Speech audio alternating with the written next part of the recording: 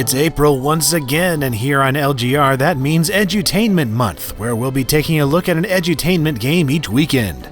And what's more educationally entertaining than Encarta Encyclopedia? Okay, to be fair, I can think of at least a few dozen things, but whatever, we're looking at Encarta so you can get over it. In case you're not familiar, Encarta was a multimedia encyclopedia software published by Microsoft from 1993 to 2009. Before the days of the internet being filled with links to Wikipedia and horny singles in your area, you more often than not had to buy an encyclopedia in order to research stuff. By the time the 90s rolled around, these had moved on from being books to coming on fancy schmancy CD-ROMs. And alongside other CD encyclopedias like Compton's and Grolier's, Encarta was a choice gateway drug to research and reference on the PC. This is the deluxe 1998 edition of Encarta we're looking at here, but they all worked more or less the same. The meat of the experience is the articles, just like in traditional encyclopedias from World Book or Britannica, but in a multimedia variant like Encarta, you had all sorts of extra stuff to enjoy as well, which made the experience far more tolerable as an easily distracted hyperactive youngster. Pictures, video clips, animations, 360-degree panoramas, maps, links to the World Wide Web. Holy crap, this was paradise. At least it was when you just wanted to be on the computer, but your parents were tired of you playing Duke Nukem all the time, so saying you were doing educational things was a perfect excuse. And that's where Encarta freaking shined, because it went beyond just being a virtual book to being a wonderland of computerized learning. Some of these so-called interactivities were a godsend to youngins stuck in computer classes, study halls, or even just at home having to do homework. Like this one here, where you put dinosaur skeletons back together, or this one where you could make a moon crash into a planet and watch it explode, complete with crunchy sound effects. But probably the most remembered activity is a game called Mind Maze, included on versions of Encarta from 1995 to 2007. You could access it from one of the main menus on earlier versions or pressing Ctrl-Z on later ones, but either way, this was a welcome passport to boredom relief. It starts off with a short little story telling you about how there's this castle owned by King Miser I, and things were pretty uneventful until the place was cursed, resulting in a tear in the space-time continuum, as is prone to happen in medieval castles. Apparently, just reading about it causes you to get sucked into this world, and you're left standing in front of the castle gate, looking like Calvin Fuller with a computer mouse. Enter your name, then click the castle door to enter through the door of the castle with a click.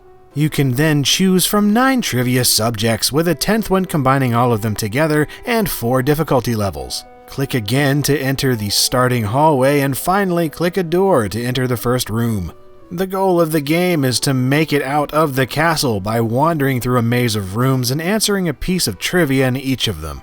Answer enough and you'll not only escape the castle and free its cursed inhabitants, but you'll also be declared next in line to be king, unless you want to snub them and be a dick about it and just go back home. Although each room looks a little different due to the randomized nature of the game, what you do in each of them is exactly the same. There will be a person or creature to click on that'll tell you something about the castle or the curse, and hopefully a door or two letting you move on to the next room. As you methodically meander your way through the maze, you'll notice that the map in the bottom left fills itself in. This is handy because mazes suck. You'll also have 5 torches to light in each maze, which flashes the complete map for a moment so you know where to go next, effectively removing all walls so you can see the entire surrounding region. That is one absurdly powerful torch. Can you imagine them actually working like that in real life?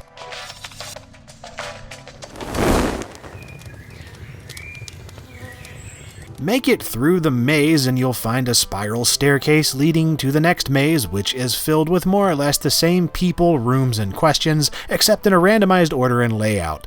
To beat the game, you need to collect 20,000 points, and that can take anywhere from 30 minutes to 2 hours depending on the difficulty level chosen. The amount of points you get is determined by how hard the questions are, as well as how quickly you can answer a question since you lose points every second. Although you can just look up the answers to each question since, this is a freaking encyclopedia. In fact, all you have to do is click the little book beside each possible answer to see if it's the right one. Of course, this takes time, so chances are you'll just want to wing it. And you have 2 chances at each question, so you effectively have a 50-50 chance of answering correctly anyway. On top of that, there are a limited number of questions you'll be asked, and chances are you'll see the same question 10 times during a single playthrough, sometimes even back to back. And yes, as you might imagine, the game ends up being a bit repetitive before long. Same questions, same music, same people, same rooms, same staircase at the end of every maze, and you can't even die. I'm starting to feel a bit like Bill Murray in Groundhog Day, and I'm starting to feel a bit like Bill Murray in Groundhog Day. At least you have a bit of a reprieve with the characters spouting their absurdities regarding the castle, the other people, and the curse itself. Polly the Parrot is particularly fun, as the guy is super resentful of his owner and has a real snarky attitude about everything going on. Well, these characters are a reprieve until they start repeating themselves too, but still super engaging and constantly fresh gameplay was not the appeal of Mind Maze. The appeal was that this was a game in freaking Encarta Encyclopedia, and you could play it while you were supposed to be looking stuff up. It also provided something gamey for us kids that didn't have many games to choose from, so it was just an event when you discovered it. Not only that, but there was just something imaginative and alluring about the aesthetic of this castle. Something about the way the staircase looked and the way these rooms were laid out. It was just kind of weird and surreal and really got my imagination going. Mind Maze is remembered very fondly anytime it's brought up, and I totally see why, because I remember it fondly myself. Yeah, the game would be seriously lacking if it were released on its own, but the fact of the matter is that it was a cool little extra with an encyclopedia. They didn't need to do this, but they did it anyway, and I have to thank the developers for that.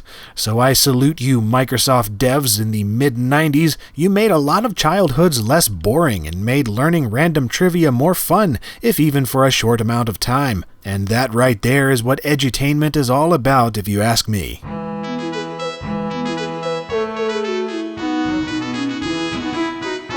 If you enjoyed this first episode of Edutainment Month 2014, why not take a look at some of the others that I've done? There's more edutainment coming up this month as well, and I do videos every week, so subscribing, that's a thing. And you can also check me out on Twitter, Facebook, Patreon, and your nearest tear in the space-time continuum. And as always, thank you for watching.